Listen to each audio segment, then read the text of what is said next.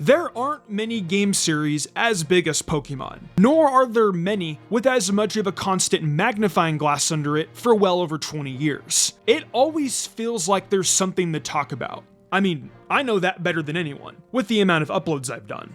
But with a series like this comes controversy at some point. It was inevitable that something so big would have to deal with something divisive, unfortunate, or just plain stupid, sometimes over something that's seemingly innocuous. So let's take a step back from the discussions of game mechanics and teams and take a look at some of the biggest and strangest controversies this series has had across its many mediums. Whether it's the games, the anime, or even the TCG, we'll try to look at everything worth noting across the board.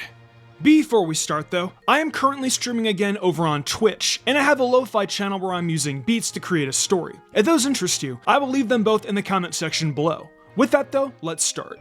The first major controversy in the series' history is arguably its most well-known to this day, and that's the anime episode Electric Soldier Porygon. During the episodes, Pikachu stops some incoming missiles with a thunderbolt, and the resulting flash effect is insane. The red and blue light strobe goes down at a rapid pace that I unfortunately can only describe. Even just looking at it briefly while deciding on what we would put in this video hurt in my eyes. It's so awful. The second you see this screenshot here, you know exactly what I'm talking about. I don't know how Ash isn't wincing being just near this epileptic nightmare effect. Hell, Pikachu is staring right at it. Unfortunately, as funny as it is to make fun of how tone-deaf leaving this moment in the episode was, there's nothing funny about the fact that this would cause over 600 children in Japan to be rushed to the hospital due to seizures from this effect. That's just what was counted. Thousands and thousands of kids ended up feeling effects from this across the country, all over an episode of Pokemon in 1997. Just a total PR nightmare for the series not even 2 years into existence, and complete negligence by the animation studio to not think about pulling the effect off the episode beforehand. And those numbers I gave out earlier are just for children, who are far more vulnerable to epileptic seizures than adults. But I'm sure at least a few adults were affected too, even if only mildly.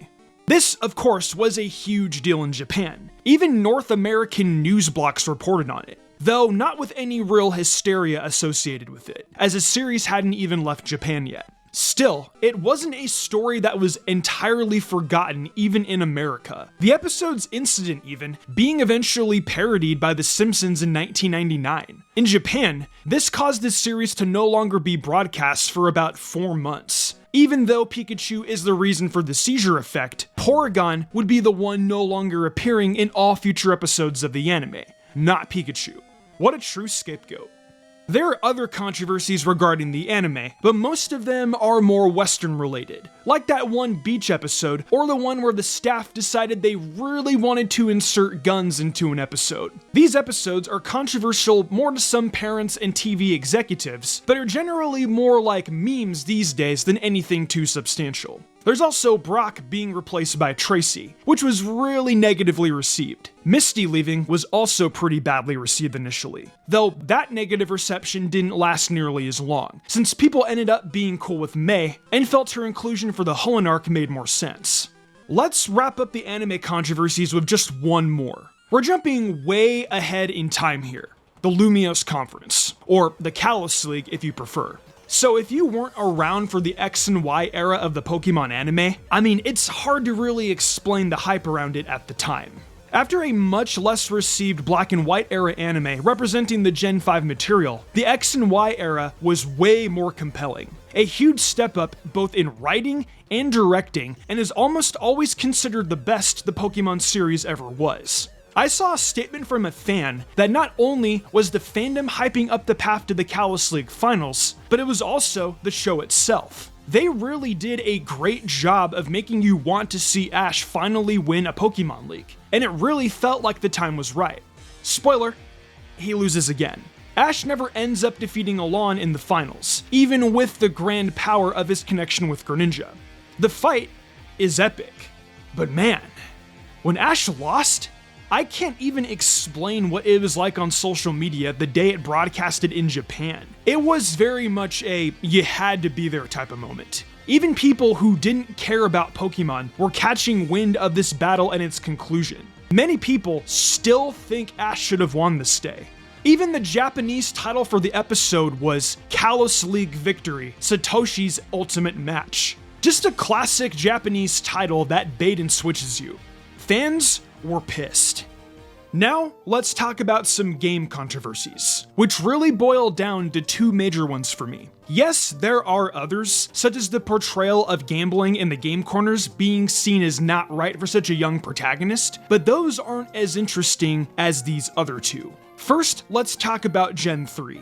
After the excess of Pokemania, there was definitely a bit of Pokemon exhaustion in the mainstream for a while, and its popularity became more normalized. That is to say, it was still very popular. Ruby and Sapphire were also on a totally new portable system that was still a little new at the time, so that's another reason. Regardless, this isn't the controversial part. What was controversial was not being able to trade from the previous games. Some fans weren't aware of this at the time until they started playing the game, realizing that this time, the game genuinely was a totally fresh start. No trading that Feraligatr or whatever to your team later on to challenge your friend with whatever you've considered your ideal team at the time. It seems a bit silly now to be mad about, as Gen 3 did a lot of stuff that kind of rebooted a series in a way that was good for the long term beyond just those games. But at the time, it kind of felt a little off for a lot of people. The games were still liked, but the point of the certain decisions they made went over some of our heads back then. This is still one of the smaller and quite frankly forgotten controversies. It's something that would be way bigger today when trading means so much more to fans, especially being able to do so online. The other controversy is one that many of you are probably still tired of hearing: the National Dex removal in Gen 8. The fact that not all Pokemon would be in Sword and Shield was a result that had quite possibly the harshest backlash I've seen with the series. It's crazy to think that Dexit was a half decade ago. I won't go into this one as much because not only have I talked about it before, but it's also really recent compared to these other examples. So I'll just note that it all led to a lot of criticism, discourse, and messy misinformation. In a way, this almost answers my question of what the reaction may have been like if Gen 3's lack of trading with previous gens suddenly occurred. But it's still not the same, and the whole Dexit thing ended up being more than just about the National Dex. And before I close out this section, I will also just say this as a person who has loved Pokemon since they were 5 years old. Pokemon is not the same as it used to be. And over the years, I've realized that not having all the Pokemon back in the Dex sucks. Sure, a chunk of them are in there, and there are even some dope ones. But having all the Mons included in the Dex is one of the reasons why I loved Pokemon so much as a kid. I miss Pokemon Sun and Moon, where all the Mons were included. Having the Nat Dex Mons helps make the games feel more complete with aspects like the post-game and with how some of these Mons added the surprise trade experience. While I enjoyed Scarlet and Violet, and to an extent some of the other Switch titles, they're just missing something that previous games in this series had. Not having all the Mons is definitely one of those somethings. But I'll save that topic for another video. Let's just move on to the next bit. The next one is very unfortunate, though it's a bit too well known to not mention.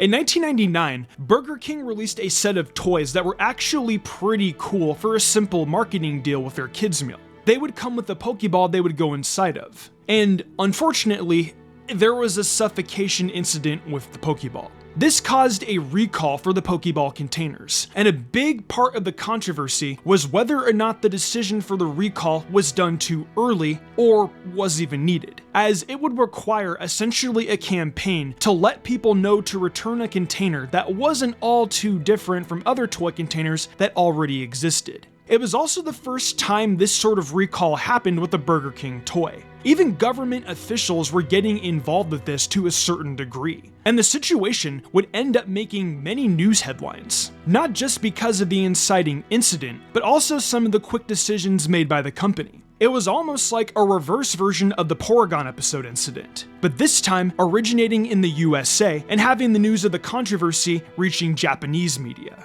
The most well-known relic of this today is the old Recall commercial that would air sometimes. It's always been considered kind of unsettling, even without the context of what originally happened. The voiceover almost sounds like AI before AI voices were a thing. U.S. Consumer Product Safety Commission want you to know about the voluntary recall of this Pokemon Pokeball. The ball may pose a suffocation hazard to children under 3. Throw the ball away or return it to Burger King. The safety of your child is of the utmost importance to us. This ad is so infamous that it's been parodied with stuff like that Grimace Shake thing as recent as a year ago. My editor still actually has a bunch of these containers that came with the Burger King toys from 25 years ago.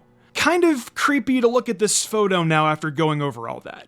We'll end this with a more silly controversy. We gotta talk about Kadabra in the TCG. Kadabra is pretty clearly based on Uri Geller. Uri Geller is a self-proclaimed psychic who became famous for spoon-bending performances, among other claims of having telekinetic superpowers. He was really popular in the 70s and was pretty well known in the 80s and 90s. He was, of course, also controversial, even without this Pokemon stuff, due to his outlandish claims and a pretty infamous appearance on The Tonight Show. Fellow illusionists and magicians like James Randi would constantly roast the guy in books and TV appearances, which resulted in many unsuccessful lawsuits. It was a different time.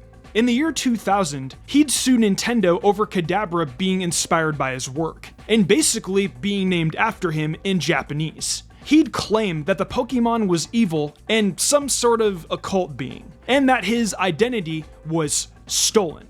It was pretty silly. But the occult claims weren't exactly uncommon with a certain group of people at the time regarding the Pokemon series as a whole, so he seemed to be following the trend. Ironic, because of Geller's own following very much resembling a cult personality in its heyday, and Nintendo usually being notoriously hard-nosed over their copyright at times. Anyway, this ended up causing the Kadabra card to no longer be printed in the TCG for over 20 years. While this is Geller's only controversy with Pokemon, it wouldn't be his last when it came to his draconian reactions to use of his image in any way.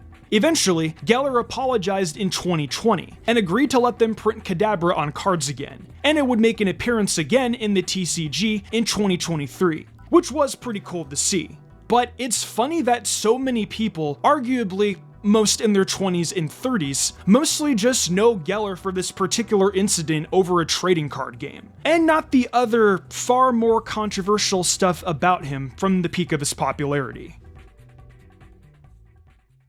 And those are some of the biggest and most notorious controversies in Pokemon history. I definitely left some out that may have been a bit too weird or out of place with the channel's content, but there were definitely some I probably just forgot about or didn't have time for.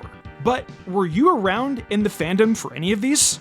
Old enough to remember the news of the Porygon episode in any way? Any smaller events that you think are interesting or worth bringing up? I feel like there are some lesser known tournament related incidents and things like that which don't get highlighted too much, especially if they were from 15 or more years ago. Anyway, let me know down below.